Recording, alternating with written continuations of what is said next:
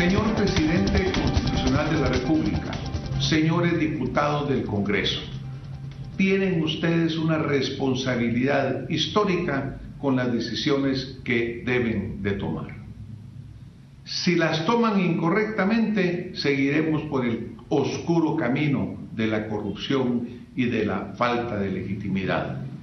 Si las toman correcto, como deben de hacerlo, vamos a recuperar el brillante sendero de un gobierno legítimo y querido por su pueblo. En nombre de los miles de ciudadanos que hemos concurrido pacífica y espontáneamente a las plazas públicas a demostrar nuestra molestia ante tanta corrupción, les pido, sean conscientes, sean responsables. En sus manos tienen ustedes el destino de la patria. Muy buenas noches, bienvenidos de nuevo a su programa Acción Positiva. Gracias por recibirnos en sus hogares, gracias por escucharnos también en la radio y pues aquí estamos siempre firmes en seguir con nuestro trabajo ciudadano de tratar de contribuir a orientarnos en el pensamiento, sobre todo particularmente en esta época de crisis que estamos viviendo. Lo bueno de la crisis es que nos hace buscar soluciones para salir adelante. En la crisis constitucional en la cual nos encontramos, lo que ha sido fundamental verdaderamente ha sido la presencia de todos los ciudadanos en las plazas públicas, en la Plaza de la Constitución, porque ha sido de veras increíble ver a guatemaltecos de todo tipo, de todo origen, de toda edad, con el sol, con la lluvia, y yendo a manifestar. Ahí hemos vivido esos momentos con algunos de ustedes que nos están viendo, nos están escuchando, y con mis invitados de esta noche, a los cuales hoy quisiera presentar. Bienvenidos licenciados, el licenciado Amílcar Morales aquí a mi izquierda, y el licenciado Enrique Contreras. El licenciado es economista y el licenciado Morales es mercadólogo. Publicista. Bienvenidos a Acción Positiva. Muchas gracias, doctor, muy amable por invitarnos a su programa. Pues yo les comentaba en la Cámara al empezar que hemos tenido el gusto de repente de vernos en la Plaza de la Constitución, donde sin que nadie convoque espontáneamente, pues miles de guatemaltecos hemos llegado. Pero a mí me gustaría que nos contara, licenciado, si usted quisiera empezar, Enrique, ¿cómo no? ¿Por qué llegaron ahí? ¿Qué los movió a ustedes a estar presentes en la Plaza de la Constitución? Gracias. Fíjese que, al igual que el resto de la población de Guatemala, nos sentimos que nuestra dignidad de ciudadanos ha sido lastimada profundamente.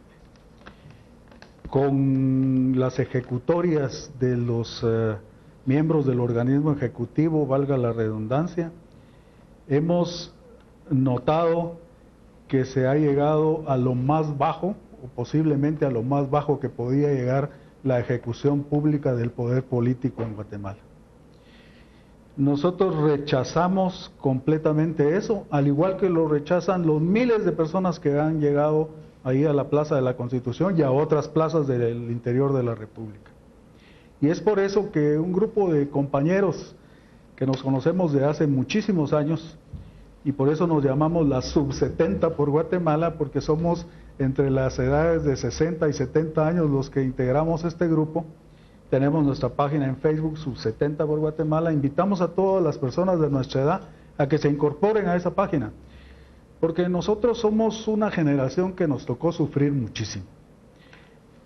Nosotros prácticamente vivimos toda la guerra desde la invasión de 1954 para adelante, hasta que llegó el gobierno de Vinicio Cerezo y se firmaron los tratados de paz. Nosotros vimos morir a nuestros compañeros de la universidad, a nuestros catedráticos universitarios, a nuestros familiares, a nuestros amigos.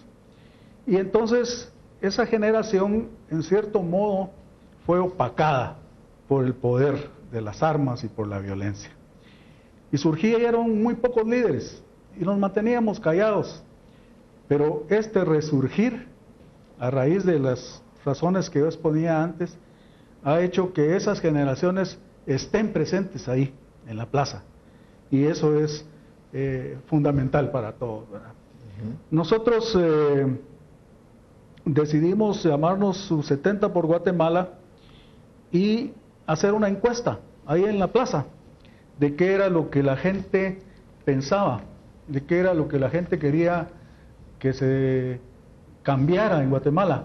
Le voy a pasar el documento a mi amigo Amílcar para que él también participe en nuestro diálogo.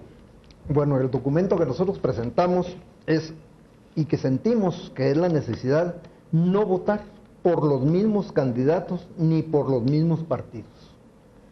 No participar en el proceso electoral alguno hasta que cambie la ley electoral. Y de partidos políticos, lógicamente. Repulsa y rechazo a todos los partidos participantes por haber corrompido el proceso antes de ser convocado. Rechazo la actuación del Tribunal Supremo por no haber suspendido o cancelado a los partidos infractores masivos de las leyes electorales. Y rechazamos a la mesa express que ha convocado el Congreso de la República y el Tribunal Supremo Electoral para hacer los cambios de ley y de partidos políticos de manera urgente y sin contar con la aprobación del ciudadano. Entiendo que lo que usted me comenta es lo que ustedes han escuchado que la gente expresa, digamos. Es el resultado, no tabulamos, hicimos un chequeo muy rápido en las 3 manifestaciones de los sábados, y es lo que la gente quiere, y esta es la conclusión para presentar un documento que presentamos con Enrique al Tribunal Supremo Electoral, doctor. Ahora, por ejemplo, Enrique, cuando usted menciona la sub-70, digamos, la generación es incluida dentro de esto, ahí en la plaza había de todo, ¿verdad? Estudiantes, había gentes muy jóvenes, incluso niños que estaban participando. ¿Usted siente que el espíritu es el mismo, digamos, porque ahora ha existido un poco la sensación de que parte del movimiento se está dispersando, pues, ¿no? En cierto momento el enfoque fue pedir la renuncia de la vicepresidenta en aquel momento, se logra, pero ¿sienten ustedes que se ha venido concentrando, nos hemos desenfocado o cuál es la situación de esa manifestación pública? Yo creo que sí. Hemos lanzado cantidad de piedras, que renuncie el presidente es básicamente, pero ya nos dimos cuenta que habían cartelones contra el señor Valdizón, que eso no tiene nada que ver. Nuestra fiesta cívica es lograr un objetivo, suspender o trasladar las elecciones, es muy difícil. Sin embargo, el día lunes, en el canal Antigua entrevistaron a una persona del Tribunal Supremo Electoral suplente de apellido Gamalero, y dice que sí es posible trasladar las elecciones o suspenderlas temporalmente.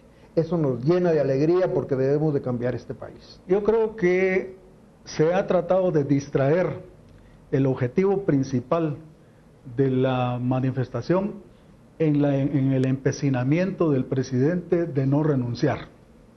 Yo creo que esa es una maniobra respaldada por la Embajada de Estados Unidos a mi gusto y a mi parecer, que lo que hace es que la gente siga enfocada en esa situación y se distraiga de la más importante, que la más importante es que nos llevan como un rebaño a tener que participar en un proceso electoral que según nosotros ya está corrompido y que según nosotros debería de ser suspendido, y creo que según el criterio de mucha gente, incluso criterios de abogados que lo han externado. Porque la gente no quiere seguir votando por los mismos partidos políticos ni por los mismos candidatos que ni siquiera conoce, y algunos con las colas machucadas, pero larguísimas colas machucadas, y siguen siendo candidatos. Entonces yo creo que esa distracción que es que el presidente no renuncie está planeada, está maquinada para distraernos del objetivo principal, que debería ser suspender el proceso electoral. Claro, yo por eso le hacía la pregunta, porque obviamente pues ya van 7 manifestaciones, por lo menos con la de este sábado recién pasado, en la cual pues haya estado el pueblo muy fiel, ¿no? Pero sí hay alguna sensación, han habido otras manifestaciones en las cuales se han acusado que han querido romper el orden público, hacer bloqueos, lo cual no está bien, porque las que hemos tenido en la Plaza de la Constitución son pacíficas, ordenadas y muy respetuosas, y lo que no se quiere es caer en otros extremos. Y yo creo que lo que usted menciona, Enrique, es bien importante, porque lo que no hay que perder de foco es el objetivo, y el objetivo verdadero al final es que este sistema no se perpetúe, ¿verdad? Porque al paso que vamos, el ciudadano lo que siente es de que va a tener que llegar a una mesa electoral como está ahora el 6 de septiembre, y poner un voto contra un sistema que no quiere, contra unas opciones que no quiere. En base a eso, pues entiendo yo que ustedes hicieron un escrito, se reunieron, ninguno de ustedes dos es abogado, sino que usted es economista, mercadólogo, pero se organizaron con su grupo y presentaron un memorial al Tribunal Supremo Electoral. Cuando el Tribunal Supremo Electoral convocó a las elecciones, convocó en un ambiente de constitucionalidad e institucionalidad completamente diferente del que hay ahora. Ha variado muchísimo ese ambiente electoral y ese ambiente constitucional. No hay normalidad en la vida nacional de esta república. Por otro lado, podemos decir que hay una injerencia masiva de gobiernos extranjeros en estas decisiones coyunturales que se están tomando en este momento. Eso ya desvirtúa en mucho las circunstancias con las cuales convocó el proceso electoral el Tribunal Supremo Electoral. Entonces, el Tribunal Supremo Electoral debería de meditar sobre esto. Ellos no son ajenos a estas circunstancias que se están dando, no son ajenos al sentir de la población. Entonces, ¿cuál es el empecinamiento en seguir continuando un proceso que no tiene ya aceptación popular, que no tiene respaldo popular? Entonces, nosotros creemos que este proceso electoral acusa un grave delito, que es el fraude de ley que han cometido todos los partidos políticos. Si usted se recuerda, hace más de 2 años que hay una campaña electoral abierta en todos los medios de comunicación por casi todos los partidos políticos. Esto ha involucrado que todos estos partidos, incluso el gobierno, ha sido criticado por haber hecho campaña política durante actos oficiales y con bienes del Estado. Es decir, es el colmo que el Tribunal Supremo Electoral no haya suspendido esos partidos políticos. ¿Qué fue lo que hizo el Tribunal Supremo Electoral? Amonestó. Después puso unas multas ridículas. Pero el golpe ya había sido dado. El ciudadano ya había recibido los mensajes de todos los partidos políticos que quisieron hacer su propaganda en cantidades masivas. Es decir, el efecto ya se había causado. Ahora vengo, pago la multa y ya quedo otra vez limpio de culpa, pero ya causé. O no la pago, porque muchos partidos todavía apelan. Todavía la apelaron. Y no las están pagando. En el colmo de los colmos, con lo pírricas que eran las multas, todavía las apelaron. Bueno, ese es un asunto. El otro fraude de ley es que esta ley, aun cuando fue hecha por los políticos para los políticos, contemplaba que todos los partidos deberían de ser fiscalizados por el Tribunal Supremo Electoral en cuanto al ingreso de fondos y a la ejecución de esos fondos. El Tribunal Supremo Electoral no cumplió con eso, falló en eso. Y entonces cantidades de millones de quetzales que hemos visto en vallas, en mítines, en páginas de periódicos, en cuñas de radio, etcétera, etcétera, todo ese dinero no sabemos de dónde viene, ni a dónde fue.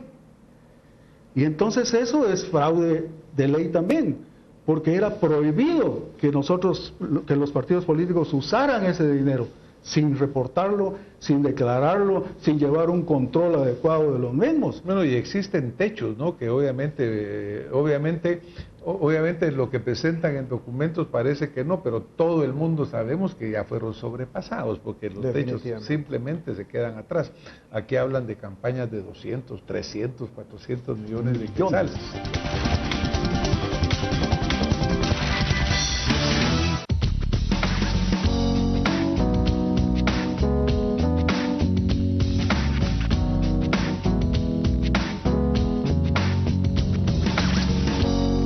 Santa Lucía, en tu mesa todo el día. Aquí hablan de campañas de 200, 300, 400 millones de quetzales. Entonces, imagínese usted que sale el Tribunal Supremo Electoral con un reporte principios de año, que decía que el Partido Patriota había recibido donaciones por 300,000 quetzales. Y había pasado más de año y medio haciendo publicidad. Entonces, ¿de dónde salió ese dinero? Entonces el origen de todos estos fondos es muy oscuro, doctor.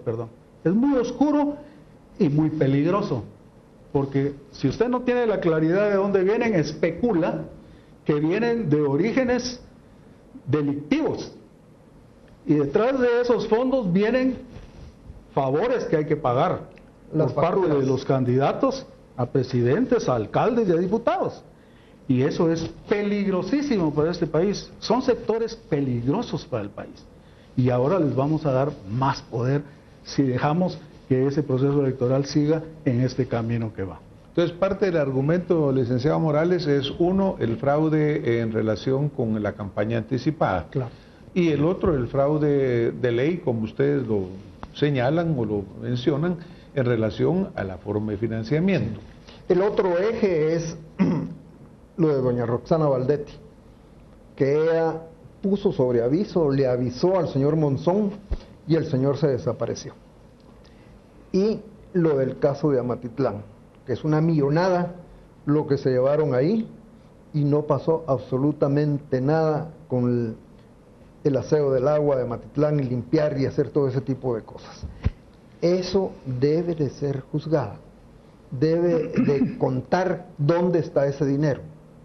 Claro, ahora eso naturalmente que yo estoy de acuerdo con usted que debe ser juzgado, debe ser investigado, pero no entra dentro de esto que presentaron al Tribunal Supremo Electoral, ¿verdad? Sí. Yo iba a decirle lo siguiente, los partidos políticos han tirado por la basura aquella palabra que dice meritocracia. La meritocracia es que usted llega a algo por sus méritos. Los partidos políticos lo que menos han buscado en los candidatos que han propuesto para alcaldes, para diputados y para lo que sea, son méritos. Lo que han buscado es compadrazgo, oscuridad, obtusidad, favores que tienen que pagar las personas y cuánto van a dar para aparecer en la casilla. Y eso lo sabe todo el mundo. Entonces, cuando al pueblo de Guatemala le presentan una lista de candidatos conformada de esa manera, con algunos que inclusive tienen unas colas larguísimas, como me decía yo antes, porque como la ley electoral está hecha por los partidos, se asume que un candidato es limpio mientras que no haya sentencia firme, dice la ley. O sea que la presunción de la inocencia permite que el Tribunal Supremo Electoral inscriba candidatos que no se saben qué van a parar si es que algún día logran progresar los juicios y los procesos legales que se les están siguiendo. Pero para mientras ya se inscribieron y para mientras el pueblo ya votó por ellos. Entonces esto yo lo llamo un secuestro del proceso democrático de elecciones. Porque a usted no le dejan más remedio como votante que o vota nulo o no va a votar o vota por el menos peor. Yo desde que voto por el menos peor. Y ya ve los resultados, ¿no? Que cada periodo vamos de mal en peor, porque eso de votar por lo menos peor ha sido, como usted dice, como que el recurso que ha quedado, ¿no? Pero yo creo que sí es importante poner un hasta acá y hacer las cosas diferentes. Exactamente. Entonces, hay un artículo de la Constitución de la República que dice que es obligación de todo ciudadano velar por la pureza, la libertad y la efectividad del sufragio electoral. Entonces nosotros nos sentimos obligados como ciudadanos a denunciar todo esto que estamos denunciando aquí y a decirle al Tribunal Supremo Electoral qué pasa con ustedes que no lo entienden de esa manera, si así lo entendemos el 90% de los guatemaltecos, pues. No, y definitivamente lo que usted menciona, ¿no? Así que las plazas para diputados o las plazas para los diferentes puestos, pues son vendidas prácticamente por los partidos. Yo diría que habrán muy pocas excepciones, pero siempre mencionan de unas cifras muy grandes que obviamente tendrán que ser recuperadas en adelante en una forma no lícita. Porque cuando usted suma lo que un diputado gana o un alcalde gana legítimamente, no hay forma de poner junto lo que invirtió para llegar a la posición con lo que va a ganar. Ahora, bueno, ustedes presentan esto al Tribunal Supremo Electoral y le damos tres alternativas. ¿Cuáles alternativas le dan? La primera alternativa que le propusimos fue suspender provisionalmente el actual proceso electoral de 2015 hasta que se modifique la ley electoral y de partidos políticos. La segunda, que se organice un procedimiento consultivo a todos los ciudadanos, preguntándoles si están de acuerdo o no en que se suspenda el actual proceso electoral hasta que se modifique la ley electoral y de partidos políticos. Y tercero, si no se suspende el proceso electoral, que se suspenda del proceso a todos los partidos que en base a lo escrito y a las apreciaciones o presunciones que ellos puedan tener, cometieron fraude de ley. Ya que va a quedarse sin partidos políticos prácticamente, porque yo creo que a todos se les señala en menor o menor cuantía, pero todos han incurrido, o la inmensa mayoría por lo menos, ¿verdad? Entonces, ¿qué nos lleva a esto? Que lo más lógico sería ir al artículo 173 de la Constitución de la República, que permite al Tribunal Supremo Electoral, pasando por el Congreso de la República o la Presidencia de la República, hacer una consulta popular sobre ese tema. No seguir con los ojos cerrados un proceso que el pueblo está rechazando, que la comunidad está rechazando. Se gastan, no me acuerdo si son 118 millones de quetzales en un proceso electoral, que la gente va a rechazar. ¿No cree usted que al próximo sábado, después de que tome posesión o después de que se realice el proceso electoral, nos vamos a manifestar todos los que rechazábamos ese proceso electoral en contra de que tome posesión el nuevo electo? Claro, lo cual sería lamentable, ¿verdad? Porque obviamente, mire, aquí desafortunadamente lo que nosotros hemos perdido es la confianza en los gobernantes, ¿no? Entonces es imposible verdaderamente que el pueblo o que el gobernante pueda estar liderando a su pueblo cuando no se confía. Triste es ver que cuando usted mira cualquier parte del gobierno, ve cualquier negocio, pues usted mencionó los obvios y terribles como sería el del lago de Amatitlán, lo que ha pasado en el IX, etcétera, pero pareciera que no hay obra pública que no esté contaminada, y eso crea una tremenda desconfianza en el guatemalteco. Yo creo que lo que tenemos que hacer obviamente es recobrar la confianza en la gente que va a llegar a servir a los puestos, porque es que también aquí es importante, Enrique, Amílcar, ver que la gente que está pagando X por llegar a una diputación no entiende que a lo que va es a ser servidor del pueblo, sino lo que ellos asumen es que van a ser los dueños de la piñata, a servirse. Entonces yo creo que parte de la gran presión ciudadana sí es recordarles, pero con fiscalización y con hechos, que ellos no llegaron a servirse, porque hasta el momento eso es lo que ha venido sucediendo. Y yo le decía lo de las manifestaciones después de que se realicen las elecciones, y le digo esto: yo pienso que a la Embajada de Estados Unidos le conviene más suspender el proceso electoral en este momento que no buscarse unas manifestaciones que van a ser más violentas después de que se haga este proceso electoral. Yo creo que ellos no lo han meditado con la suficiente capacidad. Por otro lado, recordemos que es de alto valor para el gobierno de los Estados Unidos que los derechos humanos se respeten, que la opinión de la ciudadanía se respete. Yo creo que en el momento en que el embajador de Estados Unidos sale apuntalando a un presidente que debería de renunciar, está haciendo todo lo contrario. Por tipo que está yendo en contra de lo que es la voluntad popular. Y obviamente también pues es triste que a nosotros tenga que preocuparnos qué piensa el embajador de un país externo sobre lo que nosotros estamos haciendo, porque entonces, ¿dónde está la soberanía? ¿Dónde está nuestro respeto como nación, verdad?